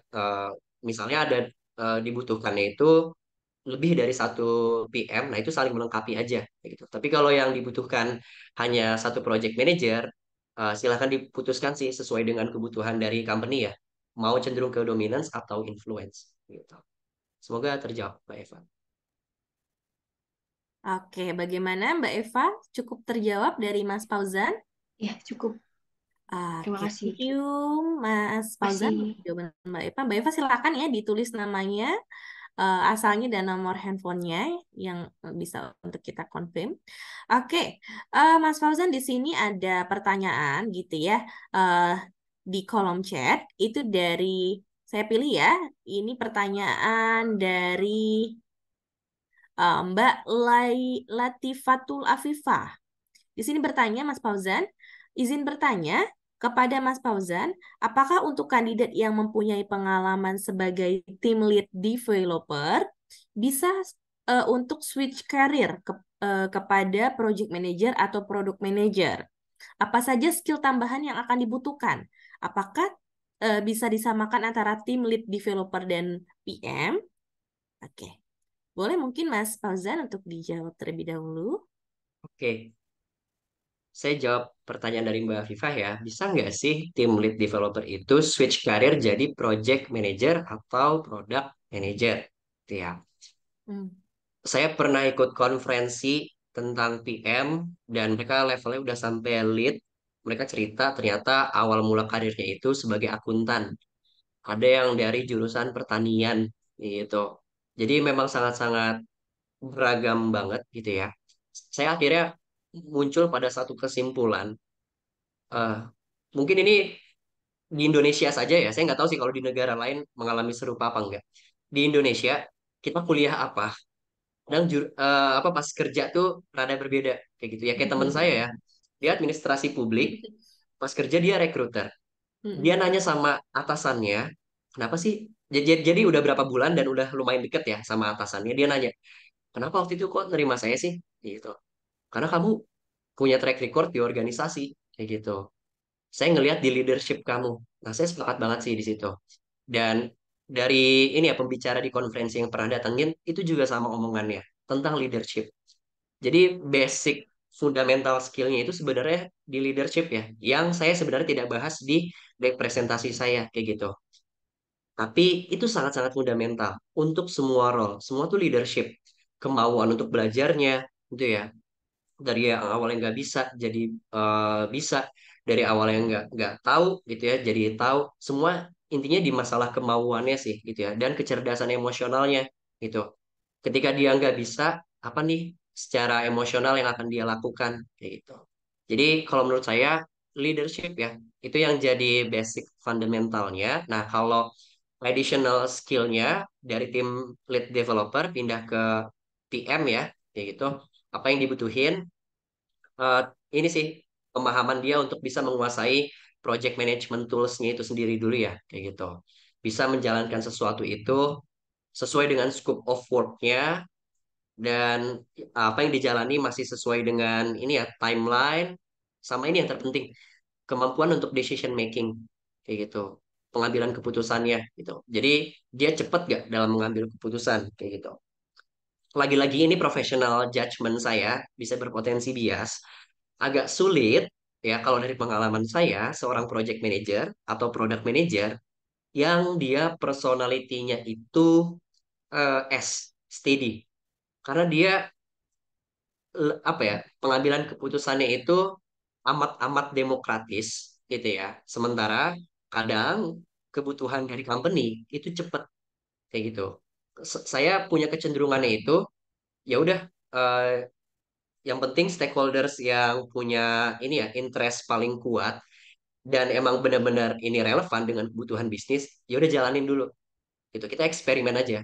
Kalau emang gagal, ya itu hasil gitu. Dan itu bukan aib, ibaratnya gitu ya. Itu bukan sesuatu yang buruk kayak gitu. Kalau gagal, itu bukan sesuatu yang buruk, tapi itu jadi lesson learn buat ke depan. Oh, oke. Akhirnya itu data kan.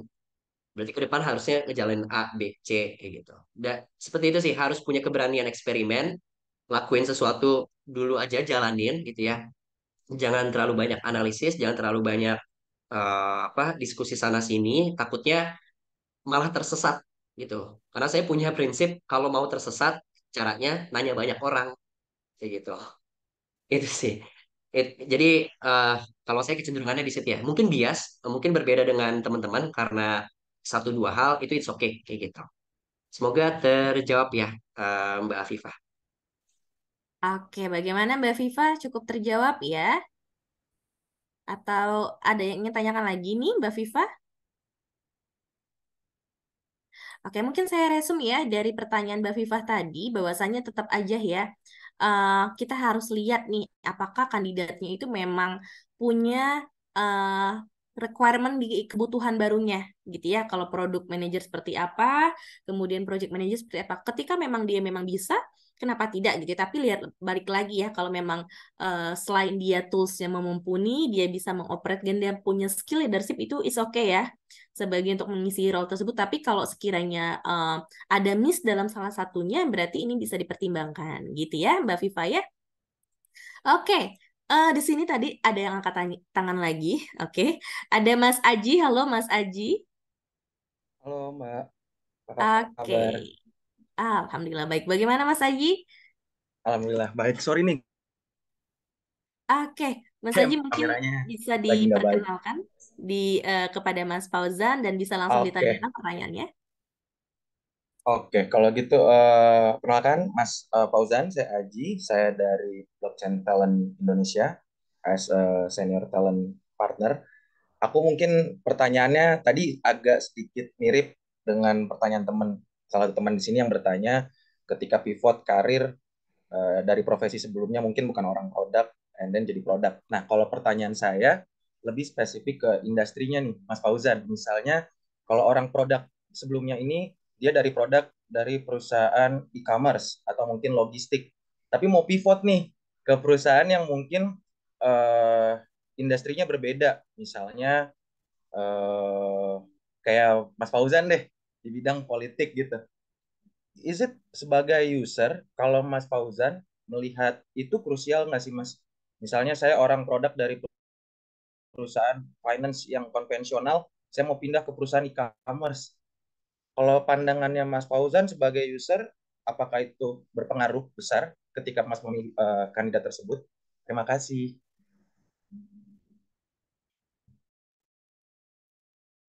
Oke, saya langsung jawab ya Mbak Septi ya. Oke, makasih Mas Aji pertanyaannya. Dari awalnya industrinya logistik atau e-commerce gitu ya, yang fokusnya mungkin di supply chain. terus tiba-tiba berubah gitu ya, misalnya ke industri edutech kayak gitu ya, misalnya ke edutech nih, wah ini berbeda banget gitu ya, dunia yang berbeda banget kayak gitu. Kalau saya ini lagi-lagi kalau based on professional judgment saya ya teman-teman, kebetulan kebetulan waktu saya di ruang guru, saya itu punya subordinat saya, project officer, itu dia dari Gojek gitu. Sorry, dari Grab. Dia dari Grab. Dan bahkan dia banyak mengurusnya tentang content operation. Jadi misalnya ya, eh, KFC dia update diskon A, B, C gitu ya. McD dia update diskon A, B, C. Nah ini disesuaikan gitu, disesuaikan dari manajemen sistemnya, konten manajemen sistemnya Grab itu sendiri kayak gitu. Nah, itu kan kalau menurut saya hal yang berbeda banget ya. Dari yang awalnya di dunia e-commerce, kalau itu mungkin berarti eh, super app sih ya. Sekarang kalau Grab kayak Gojek tuh super app, jadi agak agak besar juga. Tapi more or less itu kan bukan edutech gitu ya. Jauh banget dia berpindah ke edutech kayak gitu. Awalnya saya punya rasa skeptis. Awalnya saya punya rasa skeptis, tapi pas udah saya one on one sama dia gitu ya, saya ngobrol gitu kan, ternyata poinnya adalah bukan masalah dia datang dari mana sih gitu, tapi ada kemauan belajarnya nggak kayak gitu. Coba memahami industrinya seperti apa gitu ya, karena uh, at least gini, dia bisa memahami bagaimana cara kerja edutech gitu ya. Itu akan jauh lebih bagus. Misalnya ngerti nggak kalau misalnya objektifnya apa sorry outputnya antara edutech dengan logistik itu berbeda? Ya berbeda, coba jelasin kayak gimana. Emang sebenarnya harus ditanya dulu sih, kasih dia kesempatan dulu kalau menurut saya kayak gitu, kasih kesempatan gitu ya. Bagaimana nih apa kalau menurut kamu edutech itu sendiri gitu kan, dan kalau dari logistik sendiri itu apa yang bisa ilmu-ilmunya diambil dan diterapin ke edutech. Justru kan dengan lintas company ya, itu malah menjadi tambahan hazanah baru sih kayak gitu. Karena kalau menurut saya di dunia industri market zaman sekarang ya agak beririsan kayak gitu, agak beririsan sebenarnya antara edutech maupun ke e-commerce gitu ya, agak beririsan cara kerjanya. Gitu. Jadi malah bakal bagus kalau kita bisa dapat hazanah dari mereka yang backgroundnya di e-commerce gitu ya. Oh seperti ini gitu. Yang penting dikasih kesempatan aja buat dia jelasin ke kita apa menurut kamu edutech ini sebaiknya dikembangkan produk yang ada di edutech ini gitu. Dan apa ilmu yang bisa kamu ambil dari pas dulu di e-commerce kayak gitu.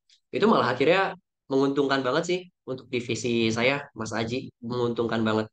Karena awalnya divisi saya itu perihal content operation ya, itu berantakan banget kalau menurut saya kayak gitu. Itu masih awalnya berantakan banget, tapi pas dapat ilmunya dari dia gitu ya. Mungkin karena dia content operation di Grab yang nanganinnya tuh mitra-mitra driver itu banyak banget, dan persona profilnya dari driver kan butuh treatment khusus mungkin gitu ya. Nah, dari hal yang rumit itu aja dia bisa selesaiin dengan baik, itu dibawa ke ruang guru ya waktu itu saya sama dia, itu oke banget sih kayak gitu. Itu oke banget saya rasain. Jadi kasih kesempatan aja Mas untuk dia speak up apa pandangan dia tentang apa industri yang berbeda, dia bisa keep up atau enggak di situ. Semoga terjawab ya Mas Haji. Thank you Mas Fauzan. Oke, thank you Mas Aji atas pertanyaannya ke Mas Fauzan. Boleh ya untuk Mbak Latifa dan Mas Aji untuk dituliskan nama lengkapnya, asalnya dari mana, dan nomor handphonenya. Oke, teman-teman. Nah, ini banyak pertanyaan lagi nih, Mas Fauzan ya di kolom chat, tapi mungkin untuk hadiahnya itu adanya 4 orang gitu ya, tapi is oke ya, kita mungkin bantu resume dan jawab sekilas gitu ya, Mas Fauzan. Di sini ada pertanyaan juga gitu ya dari Mbak Tifal gitu ya. Di perusahaan saya ini sedang ada kebutuhan dari klien yaitu untuk merekrut SAP Project Manager. Namun user ini enggan untuk memberikan spesifikasi kriteria yang diinginkan. Mas Fauzan, Apakah ada saran sekiranya pertanyaan-pertanyaan seputar project manager apa saja yang biasanya secara umum ditanyakan oleh rekruter ketika hendak interview kandidat tersebut sebelum submit nih gitu ke klien? Boleh Mas Fauzan? Oke, kriterianya enggan diberikan ya. Wah, ini agak tricky ya sebenarnya. Justru iya itu harus yang pertama kali kita dapetin dulu. Jadi setelahnya kita mau nanya apa ke kandidat itu bisa disesuaikan kayak gitu. Karena pelajaran ini lagi-lagi teman saya yang rekruter entah ya mungkin dari dianya juga kurang teliti nanya bisnis requirement-nya gimana ke klien. Jadi dia udah dapat kandidat dan kandidat itu udah masuk ke tahap user interview juga. Kalau nggak salah udah tes juga deh technical test gitu gagal gitu ya gagal. Nah pas ditanya sama teman saya, jadi kan karena teman saya ini ya mau tahu juga dong evaluasinya kan gitu. Oh kenapa gagal? Mungkin biar jadi perbaikan juga untuk saya dan tim nih ke depannya mencari kandidat. Gitu. Mhm. Itu jawabannya cukup ajaib. Ini off the record, saya nggak akan sebut company-nya tentunya, kayak gitu ya. Ini yang agak mengagetkan adalah ini company yang ternama, sebenarnya ternama dan udah cukup mengglobal. Jawabannya dari user itu, oh karena si kandidat bukan Libra. Wah, oh my God. Wah bukan Libra. Wah itu teman saya pas denger itu, oh oke makasih, iya langsung dia tutup call-nya. Karena itu nggak relevan banget teman-teman. Ternyata bisnis requirement-nya harusnya udah lebih teknikal, udah harus lebih profesional. Maaf ya, kalau menurut saya menanyakan apa tentang itu nggak sesuai, nggak tahu sih ya namanya kepercayaan orang masing-masing ya. Tapi itu kan nggak terlalu berpengaruh banget gitu loh tentang bagaimana ngejalanin operasional hari-hari kayak gitu kan ya. Nah jadi itu ditanyain dulu sih eh, biar kita nggak skakmat nih pas udah nyari kandidat gitu kan.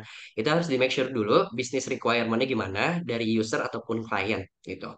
Nah tapi anggap ya anggap nih klien sudah memberikan gitu ya.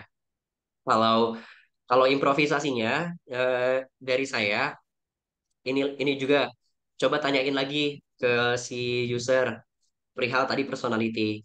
Kira-kira personalitinya yang dibutuhin itu seperti apa? Kayak gitu. Karena bisa aja ada user yang tipenya tuh tipenya yang benar-benar apa ya butuh dikasih informasi terus-menerus gitu loh, benar-benar daily kayak gitu. Nah, berarti butuhnya tipe yang kayak apa nih? Project manajernya influence kah gitu ya yang bisa memberikan kepuasan gitu ya ke apa usernya ini loh hasilnya progresnya begini apa segala macam atau orang yang C kah yang cenderung analytical dia task oriented kayak gitu kayaknya kalau dengan konteksnya tadi ya case-nya si user butuh terus diinformasi dengan baik gitu ya. Kalau dari sudut pandang saya kayaknya tipe yang I deh kayak gitu. Kayaknya ya ini again professional judgment saya mungkin bisa bias kayak gitu. Ini hanya sesuai dari pengalaman saya. Itu sih harus ditanyain personalitinya. Kalau menurut saya itu. Lalu habis itu tanyain juga pengalaman dia soal technicalities gitu ya. Minimal bisa ngedesain nggak? Bisa melakukan produk desain nggak? Gitu. Karena PM wajib ya untuk wireframing. Bahkan sekarang project manager makin ke sini juga harus dituntut mengerti product management ya. Jadi harus ngerti juga kalau menurut saya tentang product design. Pernah ada pengalaman ngedesain pakai apa? Oh iya Balsamic, Figma, Visili gitu. Oh oke gimana eh, yang kamu rasain dengan melakukan wireframing itu ya kan? Oh iya ya begini begini. Itu sih ya. Jadi personality itu wajib ditanya kalau menurut saya dan juga ada nggak pengalaman mendesain sebuah produk gitu. Maupun project. Project juga butuh didesain sebenarnya. Dan bagaimana kemampuan dia mendesain itu butuh kita eksplorasi sih. Butuh kita minta dia ceritain. Oke, Itu thank semoga you terjawab. Mas Fauzan. Kejawab ya teman-teman ya. Mungkin yang nggak saya bacakan itu karena juga waktu teman-teman, tapi di sini mungkin hampir sama dan udah terjawab beberapa dari Mas Fauzan ya, gitu ya, teman-teman. Jadi lebih objektif ya nanti ketika rekrut ya, jangan by subjektif kalau kata tadi Mas Fauzan karena kandidatnya nggak Libra. Gimana kalau dia bangsa-bangsa seperti ya saya nggak bisa bilang sign yang lain ya itu gimana gitu ya objektivitasnya. Jadi teman-teman keep being objektif. Oke deh. Oke kalau gitu kita masuk ke sesi selanjutnya ya teman-teman.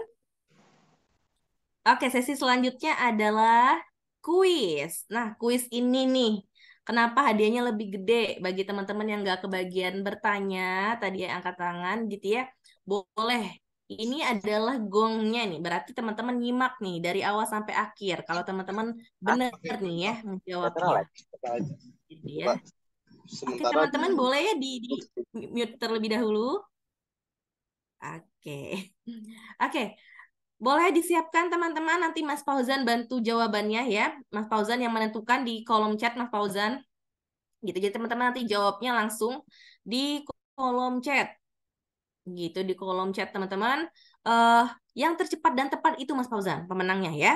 Hadiahnya gede, lumayan. Karena ya gitu ya, karena artinya teman-teman nyimak gitu ya. Oke, pertanyaan pertama. Siap-siap ya teman-teman ya. Oke. Boleh.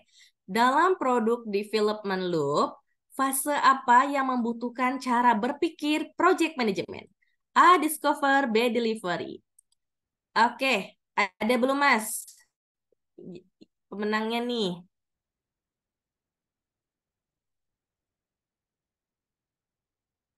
Sudah ada Mas Fauzan? Betul belum jawabannya? Coba dibaca lagi, teman-teman, pertanyaannya. Dalam produk development loop, fase apa yang membutuhkan cara berpikir project management? Nanti mungkin Oh, bisa spill ya, reason dan alasannya ya Mas Fauzan ya. oke, ini udah ada yang jawab nih, bener, gitu ya. Yang benar B ya, teman-teman ya. Oh, Yang benar B itu fase deliver ya, karena berpikir project management kayak gitu, berpikir project management, gimana dia mengantarkan produknya. Nah itu butuh eh, apa project management di fase deliver kayak gitu. Yang B oke. ya. Berarti yang jawab B pertama saya lihat dulu di sini Mas Fauzan ada Mbak Kilmi. Selamat untuk Mbak Kilmi. Oke, Mbak Kilmi tadi mau nanya nih, tapi nggak rezekinya belum ya. Tapi ternyata menyimak, alhamdulillah ya Mbak Kilmi ya. Oke, pertanyaan kedua, teman-teman. Nih, tipe PM apa yang sangat menyukai matrix? Oke. A. The Empath PM, B. Data Driven PM, C. The Builder PM, dan D. Visionary PM. Boleh teman-teman dijawab. Hmm. Oke, udah ada yang jawab ya. Ya, yang benar yang B ya, teman-teman, data driven PM, karena dia sangat menyukai data, matrix itu jadi sesuatu yang insightful. Siapa nih yang jawab pertama tadi? Mas Aji, Mas Mas Septi. Aji lagi. Oke, congratulations Mas Aji. Waduh, mantap ya Mas Aji ya. Semangat betul Mas Aji. Oke. The last question teman-teman buat teman-teman semua. Jangan khawatir ya, ada yang aktifnya di sini nanti. Oke, pertanyaan ketiga.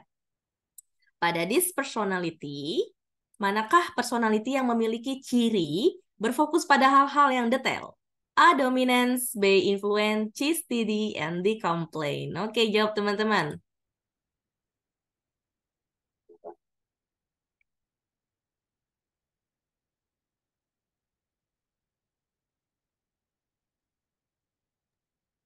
Oke, udah ada yang jawab ya. Ya, betul jawabannya compliant ya, teman-teman ya, yang D. Karena butuh memahami sesuatu yang detail, personality kayak gitu. Siapa nih yang pertama kali ya, Mbak Septi ya? Yang udah pernah menang, Mas Aji, kita kasih bagi-bagi ke teman-teman lain. Berarti yang keduanya ya. Siapa itu, Mas Aji? Mbak Elisa ya? Mbak Elisa ya. Oke, congratulations ke Mbak Elisa Nuria Sinta. Oke. Boleh ya langsung yang saya umumkan di sini bahwa pemenang Q&A-nya itu ada yang pertama Mbak Kilmi, yang kedua Mas Aji, dan ketiga Mbak Elisa Nuryasinta. Boleh untuk tulis namanya, nomor handphonenya, asalnya ya di kolom chat. Oke, kalau tadi tentang kuis, nah, oh ini belum diisi dari Mbak itu, Mbak siapa? Mbak Tiara. Oke, oke, nggak apa-apa. Saya mau announce nih teman-teman, ke teman-teman semua. Saya memperhatikan ya teman-teman dari awal sampai akhir, bertanya juga mungkin belum ada kesempatan, dan kayaknya memang kali ini Mas Fauzan dari channel General ini sangat more be aktif. Rencananya tadi mau saya bagi dua nih, tapi karena yang aktifnya semua adalah di grup general kali ini, jadi saya mau kasih 4 reward nih, voucher senilai 25.000 untuk partisipan yang aktif. Jadi yang tadi memperhatikan Mas Fauzan gitu, yang on cam dengan berbagai medan ya Mas Fauzan ya. Kemudian mau nanya tapi mungkin belum kejawab dan lain-lain gitu ya. Oke, congratulations yang pertama untuk Mbak Yosepin. Oke, congratulations Mbak Yosepin. Boleh ya langsung ditulis di kolom chat nama dan nomor handphonenya. Kedua ada Mbak Eva. Mbak Eva serius banget walaupun tadi bertanya ya on cam dari awal sampai akhir. Yang ketiga ada Mbak Tifal. Mbak Tifal pertanyaannya cukup ya bisa lah ya menjawab merangkum teman-teman yang lain. Dan yang keempat ini juara bertahan kita ya. Tadi sambil nyetir loh Mas Fauzan sebenarnya ya demi mau ngedenger Mas Fauzan.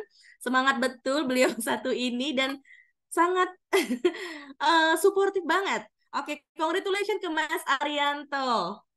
Oke. Jadi bertambah ya Mas Fauzan yang mau dengerin Mas Fauzan effortnya bukan main ya. Jadi aktif partisipannya ada 4, saya ulangi, ada Mbak Yosefin gitu ya, kemudian ada Mbak Eva, yang on cam tadi, kemudian ada Mbak Tifal dan Mas Arianto. Kali ini keren-keren banget sih dari grup general ya. Oke, oke ya teman-teman, mungkin dari grup aktif harus lebih aktif lagi ya di next sessionnya. Oke, ini nggak apa-apa kita lewatkan. Nah, teman-teman jangan khawatir, kita masih ada hadiah lagi nih. Boleh Mbak Tiara di-share. Ini saya akan umumkannya, tapi di grup ya teman-teman ya, di setiap Senin ya. Jadi saya bagi ini untuk yang general dan aktif gitu. Jadi ada 2 channel, ada setiap channel itu ada 2 pemenang. Ya, jadi di grup general ada 2 pemenang, di grup aktif juga ada 2 pemenang. Nah, tolong diisi teman-teman. Yang pertama kategorinya yang paling cepat dari 2 grup itu. Yang kedua adalah yang saran dan kritiknya membangun nih. Lumayan ya teman-teman tambahannya. Boleh Mbak Tiara di-share? Oke, boleh diisi teman-teman. Oke, gimana nih sesi kali ini gitu ya bareng Mas Fauzan gitu ilmunya. Next sessionnya mau seperti apa nih teman-teman? Gitu ya, masukan, kritik yang membangun, monggo silahkan. Nanti kita tapi yang kali ini akan saya umumkan saat di hari Senin, Mas Fauzan gitu ya. Jadi kalau hari Senin ini di FRC MSBU bergelimbang announcement-nya. Mereka nih, aduh lama banget sih Mbak Septi dan Mbak Tiara muncul. Coba deh, siapa sih? Kita kan udah submission, mereka sangat semangat loh Mas Fauzan ya. Sampai kadang-kadang submit CV itu ya jam 9 malam, jam 10 malam masih nih. The last minute tuh, gak mau ketinggalan. Masa gue disalip gitu kan ya. Lumayan. Oke, oke. Gak terasa ya teman-teman udah masuk ke end session kita bareng Mas Fauzan. Eh, eh, Thank you banget teman-teman yang udah suportif dan hadir pagi-pagi. Is okay, nggak apa-apa teman-teman. Bagi yang belum dapat, kali ini jangan kecewa. Karena seperti biasanya mulai Senin depan kita ada kuis-kuis baru. Udah saya spill ya, khusus yang hadir pada pagi ini kita ada kuis-kuis baru, Mas Fauzan. Kita akan deliver di medsos kita dan ya tiap hari ya ada aja hadiahnya dari MSBU gitu ya. Barangkali nanti juga Mas Fauzan gitu ya bisa kolaborasi bareng lagi bareng kita. Mungkin sebelum kita tutup di sini foto bersama, mungkin dari Mas Fauzan ada yang ingin disampaikan nih ke teman-teman. Ya semangat aja sih teman-teman. Itu kayaknya yang jadi bensin ya buat seterusnya. Semoga bisa terus bermanfaat ya. Baik itu buat diri sendiri, buat keluarga, dan juga buat orang lain dari apa yang teman-teman kerjain sejauh ini. Itu, makasih banyak. Aku habis ini izin pamit tentunya nanti ya. Semoga bisa kolaborasi lagi Oke. ya teman-teman. Makasih banyak. Terima kasih Mas Fauzan, sukses terus ya Mas Fauzan ya. Semoga bisa kolaborasi bareng kita lagi di next session. Jangan lupa teman-teman kita akan sesi foto bersama. Oke, kita akan sesi foto bersama ya teman-teman. Saya akan hentikan ini. Boleh teman-teman. Mbak Tiara udah siap ya? Ini semua udah muncul ya Mbak Tiara ya? Boleh ya? Udah lengkap ya? Oke. Hitungan ketiga, boleh kita sama-sama open cam terlebih dahulu teman-teman. Boleh ya? Oke. 3, 2, 1. Oke, pindah lagi ke next slide, Mbak Tiara. Boleh? 3, 2, 1. Terakhir kita kasih jempolnya dong buat Mas Fauzan. Oke, thank you Mas Fauzan. 1, 2, 3. Kebalik lagi ya. Ini thank you Mas Fauzan. Oke, kalau gitu udah sampai di end session kita pada hari ini. Thank you banget teman-teman. Thank you banget Mas Fauzan atas waktunya. Jangan kapok kalau ada kesalahan saya selama proses ya atau penyampaian mohon dimaafkan. Thank you semuanya. Selamat siang dan happy weekend. Selamat ketemu di event selanjutnya ya. Oke. Terima kasih, happy weekend semuanya. Izin pamit. Thank you. Thank you ya semuanya ya, teman-teman. Thank you teman-teman. Jangan lupa diisi itu linknya ya teman-teman ya. Oke. Nah, kalau untuk survei ini teman-teman jangan khawatir karena kita di sini akan lihat nih masukan teman-teman semakin panjang semakin bagus nih ya masukannya. Jadi jangan takut nanti teman-teman kayak aku nggak kebagian tadi. Insya Allah pasti kebagian ya teman-teman ya. Oke, mau diisi thank you ya teman-teman. Happy weekend, boleh dilanjutkan istirahatnya gitu ya. Tapi udah kebayang lah ya. Jangan lupa submit teman-teman. Oke, karena Senin kita akan umumkan. Thank you semua.